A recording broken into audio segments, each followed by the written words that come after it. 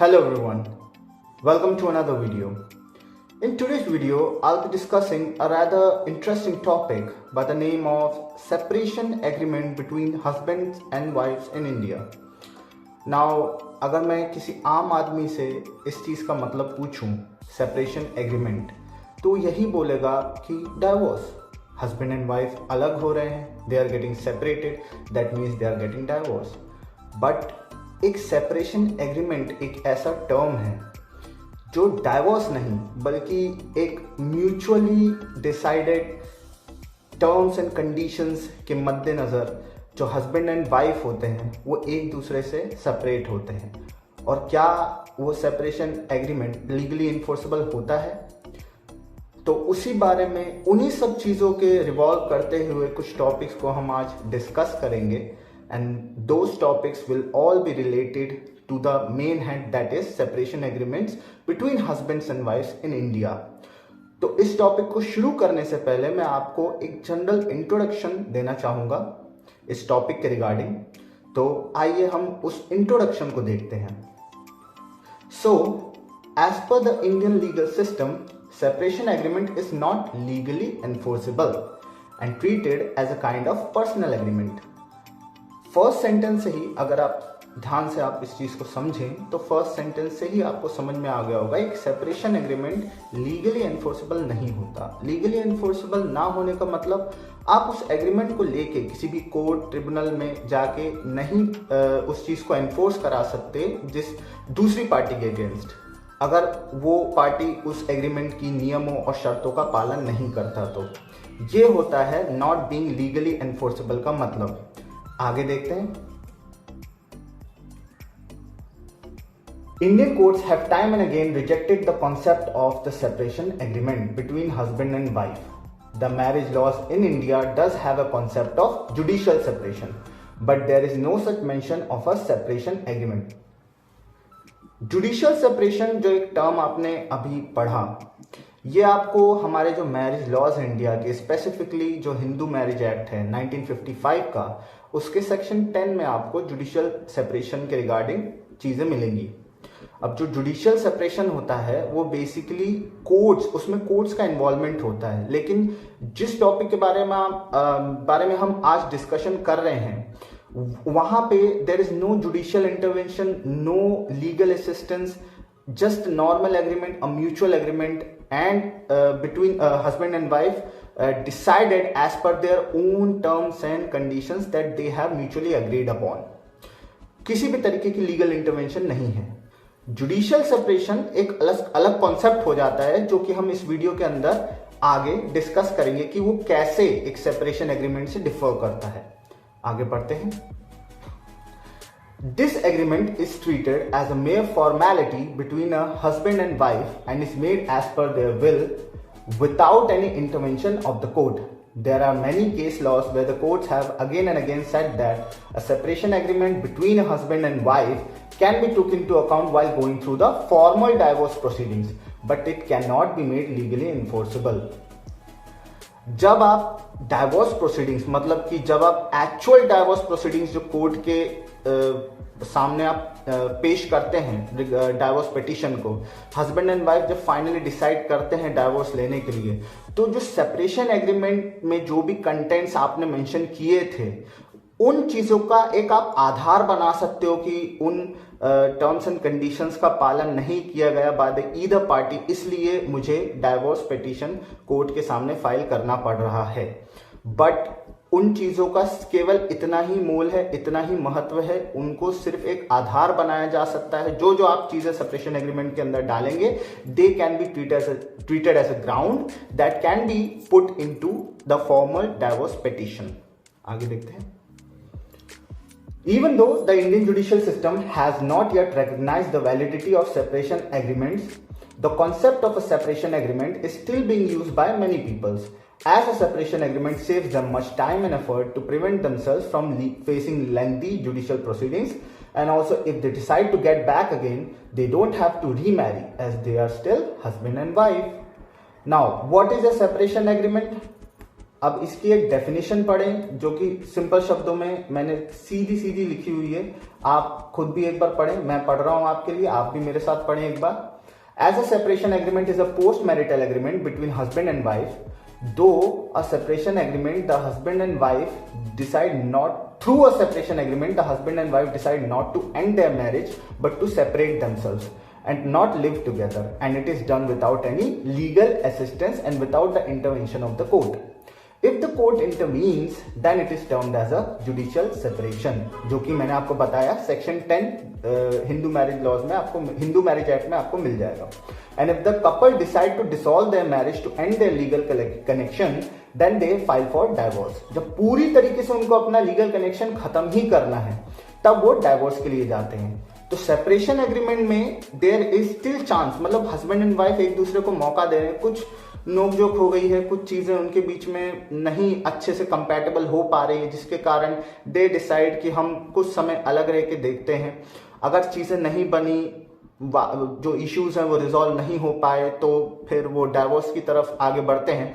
But कहीं ना कहीं उनके अंदर अगर ये होप है that things will get resolve और चीजें बेहतर हो सकती हैं, तो वो सेपरेशन एग्रीमेंट की तरफ जाते हैं, क्योंकि उसके through they have a chance कि मतलब वो वापस आ सकते हैं। हालांकि जुडिशियल सेपरेशन में भी ऐसा ही कॉन्सेप्ट होता है, लेकिन बस डिफरेंस वही हो जाता है कि वहां पे आप कोर्ट की हेल्प से सेपरेट होते हैं और उस वहां पे जो आपको ऑर्डर मिलता है कोर्ट का जुडिशियल सेपरेशन का, वो लीगली जो है एनफोर्सेबल भी होता है। लेकिन अगर एक normal separation agreement husband and wife अपने बीच में जो है एग्जीक्यूट करवाते हैं तो वो लीगली एनफोर्सेबल नहीं होता।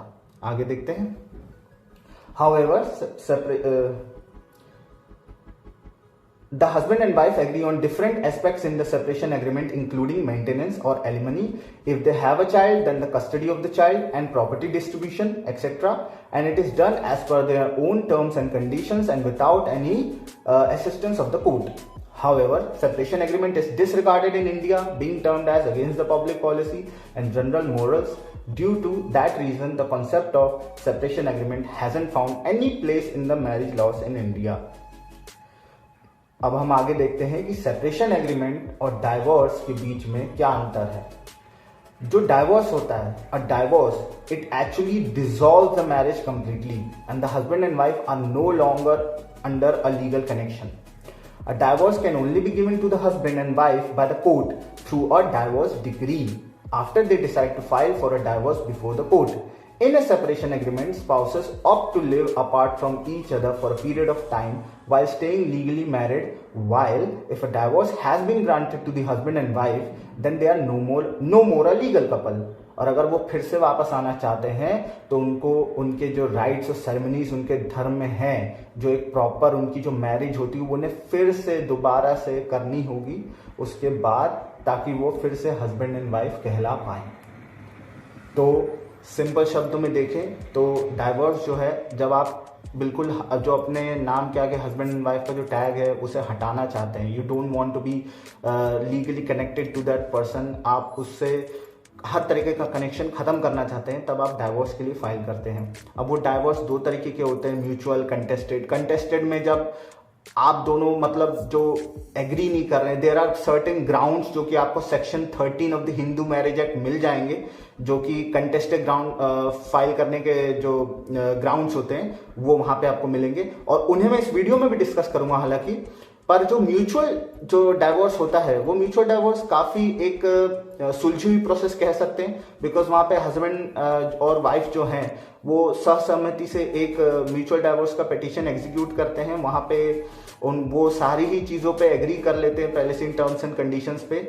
अब म्यूचुअल डाइवोर्स और सेपरेशन एग्रीमेंट में फिर वही फर्क आ जाता है कि यहाँ सेपरेशन एग्रीमेंट में भी सारी चीजें म्यूचुअली एग्री कर रहे हैं कपल, सारी चीजें मेंटेनेंस यानी भरण पोषण, जो किसी भी कपल में से किसी भी व्यक्ति, हस्बैंड या वाइफ जो कि मतलब स्टेबल है, फाइनेंशियली स्टेबल है, कमा रहा है, उसको अपने जो पार्टनर है उसको देना पड़ेगा, कितना देगा वो, क्या वो एक मुश्त यानी कि एक बार में वो जो राशि है पूरी वो देगा या कुछ मंथली बेसिस पे वो कुछ उसको देगा, ये सारी चीज़ें सेट करना। देन अगर बच्चा है तो उसकी कस्टडी को लेके कि कब बच्चा जो है वो कितने समय तक किसके पास रहेगा। हालांकि जो छोटा बच्चा होता है, जो मतलब छोटी उम्र का बच्चा होता है, जिसे हम कहते हैं कि मतलब जो अभी इतना ज़्यादा मेंटली जो है वो साउंड नहीं हुआ है, मतलब अंडरस्टैंडिंग नहीं है उसके अंदर, इतना मैच्योर नहीं है, उसकी कस्टडी जनरली मदर को ही दी जाती है, क्योंकि एक मदर का जो रोल है वो मदर ही निभा सकती है और बच्चे के अर्ली डेज में उसे अपनी मदर की काफ़ी ज़रूरत पड़ती है। तो एक छोटे बच्चे की कस्टडी तो जनरली मदर को ही मिलती है। पर आप उस चीज़ के रिगार्डिंग आप अपने खुद के एक टर्म्स एंड कंडीशंस उसमें डालते हैं कि अगर मिलने के समय को लेके बच्चा कब तक किसके पास रहेगा और फिर उसके बाद वो उसकी स्कूलिंग को लेके कहाँ कौन कितना पैसा देगा, ये सारे कुछ ऐसे टर्म्स एंड कंडीशंस हैं जो आप उसमें डालते हो।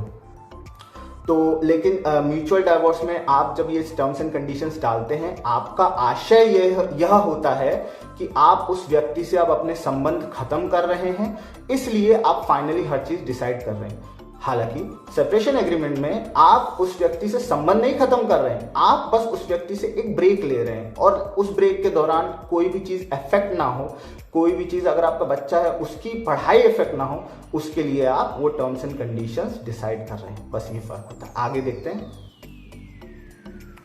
नाउ मैंने जैसे आपको बताया मैं इस वीडियो में आगे डिस्कस करूंगा, तो ये आपके सामने आपको दिख रहे हैं reasons for filing a divorce. ये आपको कहाँ मिलेंगे? तो ये आपको section 13 of the Hindu marriage act 1955 में मिलेंगे। अब मैं हिंदू मैरिज एक्ट में एम्फेसिस क्यों दे रहा हूं? तो इसलिए ऐसा नहीं है कि there is only Hindu marriage act. Obviously जो हमारे यहाँ, जैसा कि हमारी कंट्री सेक्युलर है, अलग अलग धर्म के लोग हैं हमारी इस देश में, तो यहाँ पे जो हिंदू मैरिज एक्ट है वो तो हिंदूज को गवर्न करता है। पर जो क्रिश्चियंस हो गए, जो अलग धर्म के लोग हो गए, मुस्लिम के लिए तो मुस्लिम लॉ बना ही हुआ है, जो उनका अलग लॉ चलता है, शरीयत लॉ। अब जो क्रिश्चियंस हो गए और भी कम्युनिटीज हो गई, इनके लिए एक स्पेशल मैरिज एक्ट होता है। इनकी मैरिजेस, इनके डाइवोर्सेस, इनकी हर चीज related to marriage will be govern by that special marriage act. Hindus के रिगार्डिंग जो हिंदू मैरिज एक्ट है, उनकी मैरिजेस के संबंध में जो भी चीजें होती हैं, those are govern by the Hindu marriage act. फिलहाल के लिए मैं एम्फेसिस उस पे ही डाल रहा हूँ और उसी के अंदर जो ये मैं आपको सामने आपको लिस्ट दिख रही है, ये जो ग्राउंड्स हैं, ये आपको सेक्शन 13 में डाइवोर्स फाइल करते दौरान आप इनमें से कोई भी ग्राउंड्स जो आपके साथ जो स्थिति है, आप उसको ग्राउंड बना के डाइवोर्स फाइल कर सकते हैं। अब वो ग्राउंड्स लीगल लैंग्वेज में आपको अलग अलग उस सेक्शन के अलग सबसेक्शंस, अलग क्लॉजेस में मिल जाएंगे, लेकिन मैंने सिंप्लिसिटी के लिए, ताकि एक आम इंसान जो लॉ का बंदा नहीं है वो भी इस चीज़ को समझ सके, उसके लिए मैंने सिंपल हेड्स में इस चीज़ को लिखा हुआ है। ग्राउंड सेम है, बस सिंपलर वे में है ताकि सबको समझ में आए। आइए देखते हैं। तो सबसे पहला ग्राउंड आता है adultery, having an extra marital affair और a sexual relationship with someone outside of the marriage, अवैध संबंध बनाना किसी के साथ, ये ग्राउंड होता है सबसे पहला। Cruelty, this includes unjustifiable behaviour that harms physically, mentally और इमोशनली। क्रुएल्टी जो है, आपको डेफिनेशन क्रुएल्टी की चाहिए तो आपको 498A IPC जो है क्रुएल्टी के ऑफेंस को गवर्न करता है। Not basically definition but the offence of cruelty is being dealt under section 498A of the IPC। तो उसी क्रुएल्टी को बेसिकली वो भी एक ग्राउंड हो सकता है डाइवोर्स लेने के लिए। It is also punishable and it can be also ground for filing the divorce. Now desertion, abandonment of the partner by the other one without consent of any reasonable cause। Desertion में एक चीज और होती है। Desertion basically अगर आप section में पढ़ेंगे तो उसमें ऐसा लगता है, अगर आपका पार्टनर जो है आपको छोड़ के चला गया है और वो आपसे कांटेक्ट बंद कर दिया है, वो आपसे बिल्कुल कोई मतलब नहीं रख रहा, और ये सब उसे करते हुए 2 साल बीत चुके हैं, जो 2 साल की बात है ये आपको सेक्शन में मिल जाएगी, सेक्शन 13 में। तो अगर 2 साल तक वो आपसे छोड़ के चला गया है, आपसे कोई बात नहीं कर रहा, कोई कांटेक्ट नहीं है, आपको पता भी नहीं है कि वो अब कहाँ है क्या नहीं, तो फिर ऐसे में जो है एक ग्राउंड हो जाता है डाइवोर्स का। Conversion to another religion, as stated above, conversion from Hindu to any other religion that is not part of the Hindu religion.